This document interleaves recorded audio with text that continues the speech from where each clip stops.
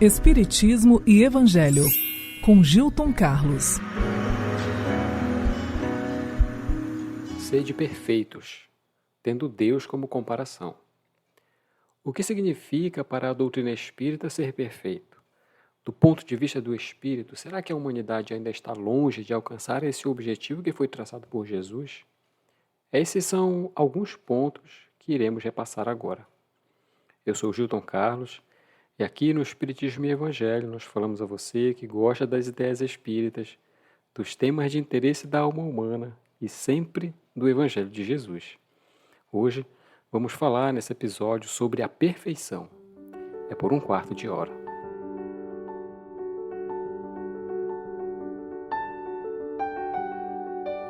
Vamos iniciar com o trecho do Evangelho de Mateus, que é o finalzinho do Sermão do Monte, em que Jesus elenca algumas características do que ele vai chamar, assim, associando indiretamente de perfeição, e então finalizar com uma frase famosa, muito conhecida, quer dizer, sobre ser perfeito como Deus o é.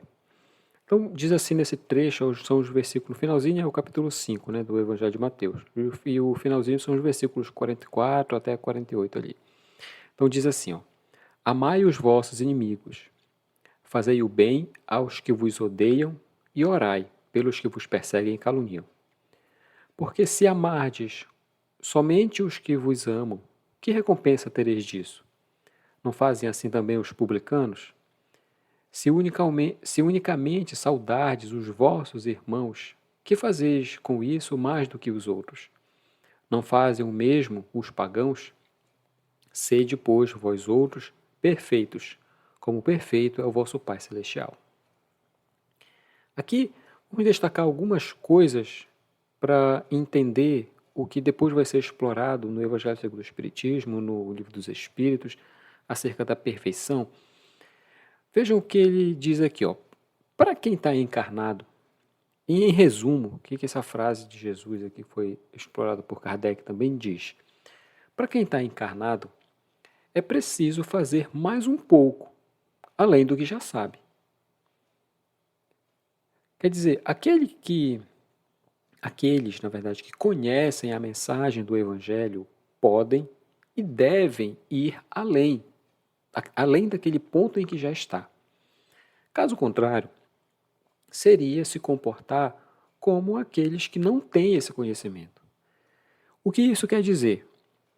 Vejam como é bem simples a lei, que nada além vai ser cobrado, da mesma forma que nada além será dado no retorno ao mundo espiritual.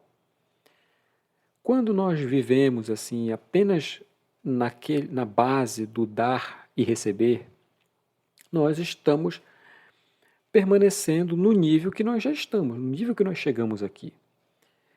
No entanto, quem veio à Terra, antes de encarnar, planejou, delineou, traçou a sua vida de modo a melhorar-se, de modo a subir, a crescer moralmente. Para que isso aconteça, é preciso fazer além, fazer aquela coisa a mais que nós já somos capazes de fazer. Esse é o acréscimo de evolução que esta encarnação vai nos proporcionar, que Jesus chamou a recompensa.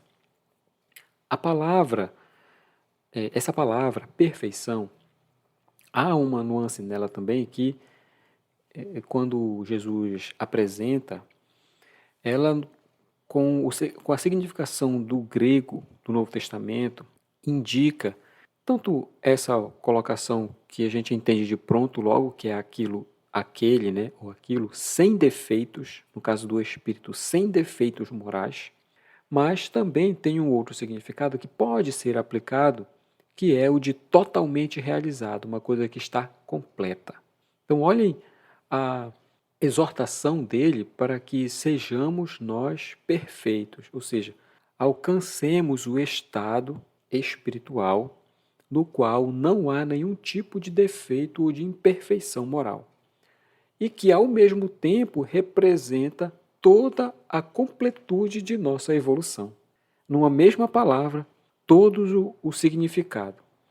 Lá foi no primeiro episódio que a gente fez nessa reformulação do podcast, no episódio sobre Jesus, Lacordaire, que fala isso na Revista Espírita, ele escreve dizendo que ao lado de Deus estão numerosos espíritos que chegaram ao topo da escala dos espíritos puros e que mereceram ser iniciados nos seus desígnios para dirigirem a sua execução. Olha o que ele diz. No topo da escala dos espíritos puros, essa posição é ao lado de Deus. Então Jesus, por isso diz, sede vós outros perfeitos, como perfeito é o vosso Pai Celestial. Aqui ele coloca Deus como a referência, como a medida. No entanto, não devemos aqui, como em outras épocas, tomar a coisa ao pé da letra. Não queremos interpretar ou dizendo que Jesus está nos dizendo para ser igual a Deus. Não, mas não tomar mais ao pé da letra, né? Porque isso seria considerar que a criatura pode atingir o estado de perfeição absoluta do Criador, o que nós não compreendemos ser assim. Porque se fosse dessa forma, as criaturas, os filhos de Deus, seriam iguais a ele, então haveriam mais de um Deus, o que, mais uma vez, não compreendemos dessa maneira. É que ao tempo em que Jesus falava, essa nuance que hoje é esclarecida não seria alcançada pela mentalidade da época. Então não houve nenhum tipo de problema. O importante é entender o que aquilo quer dizer.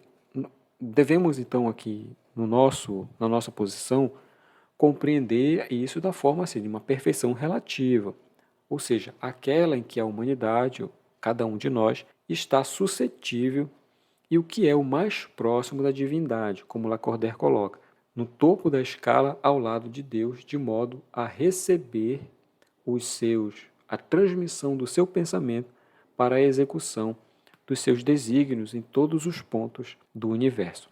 Então, em que consiste essa perfeição? Aquela a qual Jesus nos recomenda. Ele coloca, antes de fazer o fechamento, de ser perfeito como Deus é, ele coloca amar os inimigos, fazer o bem aos que nos odeiam e orar pelos que nos perseguem. Essas três coisas estão no mesmo momento em que ele, antes de dizer o objetivo da perfeição, o motivo da perfeição, ele coloca a razão dela. E se olharmos atentamente, nós falamos em um episódio sobre a caridade também, amar os inimigos. Vamos olhar cada um deles. Amar os inimigos é fazer um bem, fazer alguma coisa para uma outra pessoa. Fazer o bem aos que nos odeiam é também direcionado a outra pessoa. E orar pelos que nos perseguem é também fazer alguma coisa boa pelas outras pessoas.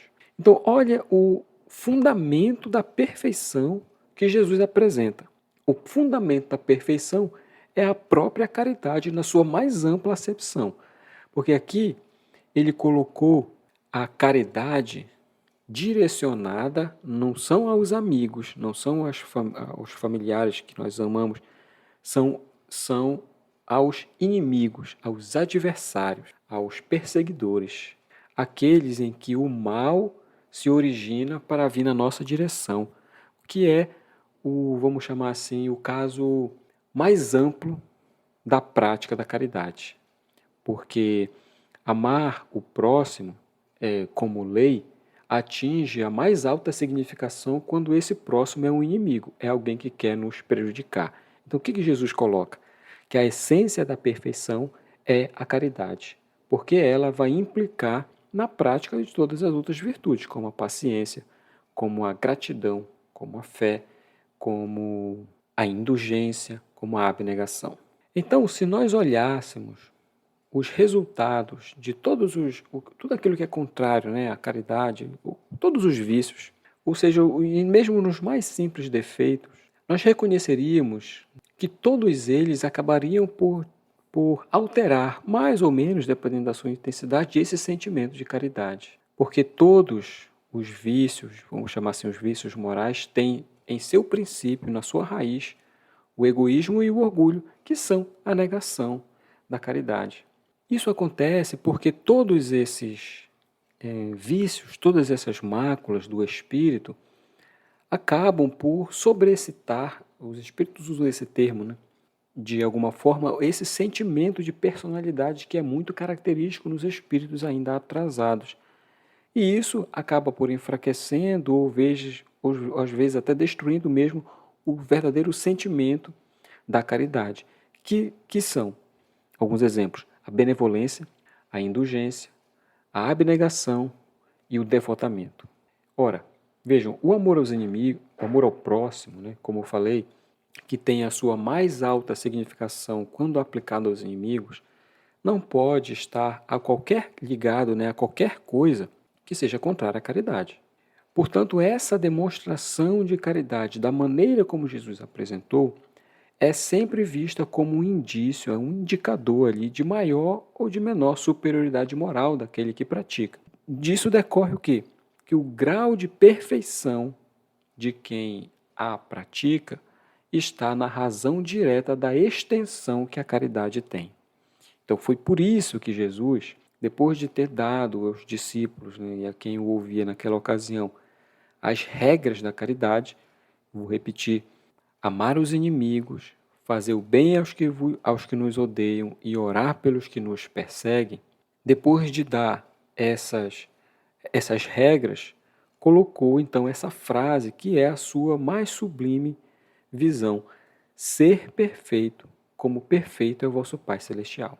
E em termos de virtudes, que a virtude é aquela, conceitualmente, a gente pode dizer que é a disposição firme e constante de alguém para a prática do bem. E Kardec faz uma pergunta aos Espíritos, de número 893, do Livro dos Espíritos, sobre qual é a mais meritória de todas as virtudes. De todas as coisas que alguém é capaz de fazer para o bem, qual é a que dá mais mérito? E os Espíritos respondem, né, de uma maneira, respondem de uma maneira geral, para depois explicar detalhadamente. Toda virtude tem seu mérito próprio, porque todas indicam um progresso já na senda do bem. Todo aquele que voluntariamente resiste às suas más tendências está praticando uma virtude. No entanto, a sublimidade da virtude está, eles colocam aqui, no sacrifício do interesse pessoal pelo bem do próximo, sem nenhum tipo de segundo pensamento oculto. Ou seja, toda vez que você abre mão de algo em benefício de alguém, está praticando a mais sublime das virtudes, que é a caridade desinteressada. Que implicações essas reflexões colocadas pelos Espíritos têm na nossa existência? Vejam, se Jesus diz para que sejamos puros, é porque ainda não somos. E só um processo evolutivo vai nos fazer chegar lá. Isso quer dizer o quê? Que, primeiro, termos a consciência de que nós vivemos um processo evolutivo. E com isso também vem a consciência da importância desses momentos desagradáveis de certa maneira, mas valiosos de um outro ponto de vista, em que nós temos diariamente testados a nossa paciência, a nossa fé, a nossa bondade, a gratidão, o perdão. Lembrem, os sujeitos, quando Jesus faz a recomendação da caridade, são os inimigos, são os que nos perseguem, são os que nos caluniam. Aqui nós estamos chamando de testes, mas, na verdade, pode ser a própria lição que ainda nos falta aprender. E uma vez absorvida, então, na sequência, o verdadeiro teste. Isso em tudo são as virtudes que ainda nos faltam desenvolver, que é aquele degrau evolutivo que esta encarnação vai nos proporcionar. Para sairmos daqui, usando as palavras de Jesus, com direito àquela recompensa, que é o que esta vida, o que esta encarnação poderá nos dar.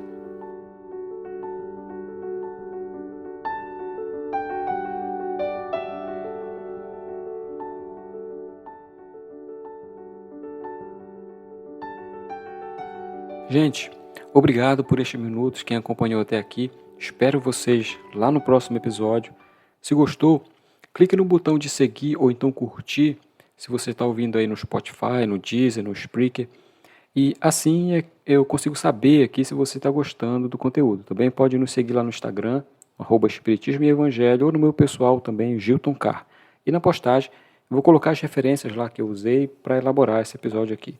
Muito obrigado mais uma vez, um abraço a todos e que Jesus o abençoe.